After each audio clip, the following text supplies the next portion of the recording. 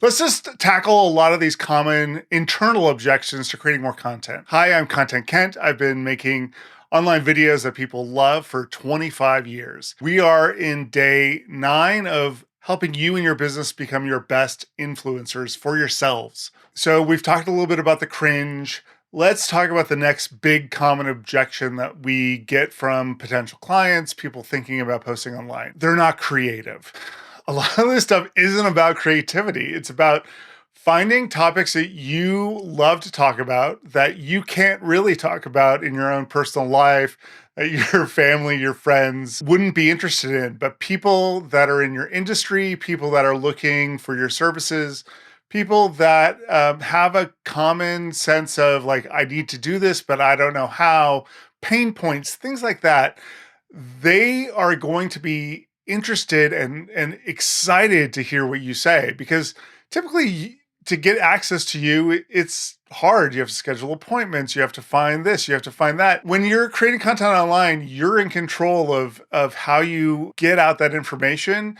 You can do it on your own terms. It's a one-to-many platform, even though you should really kind of be speaking to one ideal person. And we'll talk more about that when we talk about writing later in the week. You should really be feeling like, how can you be helpful and out there? You don't have to be super funny. You don't have to be super empathic.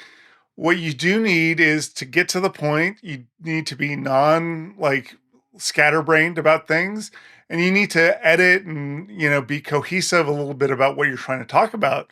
But other than that, like that's all you really need. Then there's tips and tricks of how to be a little bit more relatable on camera. We'll overcome the but I'm not good on camera or I hate myself on camera objection in tomorrow's video. Creativity is really just a muscle. We give it up when we feel judged, and that goes back to the cringe part. We give it up when we feel like, oh, it's not living up to someone else's standards. Well, they were once where you are now. That's that gap in taste that Ira Glass talks about. It's just about learning and executing and doing better and bringing you to your posts and your social media and whatnot. It's not about replicating. It's not about being perfect. It's not about being the sole point of information for all of this stuff.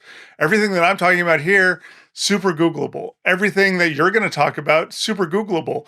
But me, like I'm an expert in this, and I want you to know what it's like to work with me and to feel my expertise and confidence coming across. And like, I hope that is what's happening right now. And like, that is what will happen to you. All I know is when I post online like this in a concerted, consistent effort, that's when deal flow starts happening in a major, major way because people get reminded about what you're doing, about your expertise, about all of the things that need to happen. And that's when the best things that's the things that you're trying to happen in your business are, right? The thing that I keep wanting to come back to over and over again this month is the sheer success numerically online of these platforms is not necessarily tied to business results and achievements.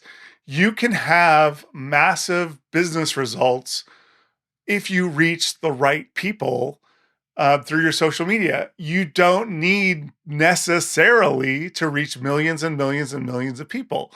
But if you're consistently putting out output, you're getting thousands and tens of thousands and hundreds of thousands of people getting eyeballs on you, becoming aware of what you're all about and who you're trying to serve.